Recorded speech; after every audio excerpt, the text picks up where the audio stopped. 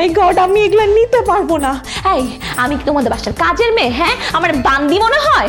আমি আমার ভালোবাসা থেকে, রেসপেক্ট থেকে, সম্মান থেকে তোমাদের বাসায় কাজ করি। তার মানে এই না যে আমি কাজের মেয়ে, তোমরা আমাকে যেমনি অর্ডার দিবে আমার সেমনি কাজ করতে হবে। না না না, আমি বুঝতে পেরেছি। মা যা করছে এটা আমি বুঝতে পেরেছি। আচ্ছা, মার সাথে আমি সরাসরি কথা বলবো। এখন জান, প্লিজ তুমি একটু রাগটা কমাও, একটু ঠান্ডা হও, হ্যাঁ, একটু স্থির হও প্লিজ।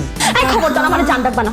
আমার জান রাখো কি জন্য? হ্যাঁ, আর আমি স্থির হবো কেন? হ্যাঁ, আমার স্থির হওয়া নিয়ে তোমার মাথা ঘামাইতে হবে না। আমার সব গোছানো হয়ে গেছে, আমি এক্ষুনি এই মুহূর্তে আমার বাপের বাড়িতে যাব। আমার আটকানোর চেষ্টাও করবা না। বুঝতে পারছি, আমি বুঝতে পারছি তোমার মাথাটা মানে অত্যাধিক গরম হয়ে গেছে। জান, আমি বলতেছি কি, তুমি একটু জোরে জোরে নিঃশ্বাস নাও, তারপর আস্তে আস্তে ছাড়ো, দেখো তোমার মাথাটা একদম ঠান্ডা হয়ে গেছে, পানির মতো। তোর মাথা ঠান্ডার আমি গুল্লি মারি। আমি এখন যাব, মানে আমি এখন যাব। আমার আটকানোর চেষ্টা করলে কিন্তু তোর নাকের জায়গায় নাক থাকবে না বলে দিলাম। আরে বাবা, তুমি দেখছো টাইমের দিকে? এখন কয়টা বাজে? এখন 1টা বাজে। এত রাতে তুমি বাইরে যাবা? অবশ্যই যাব।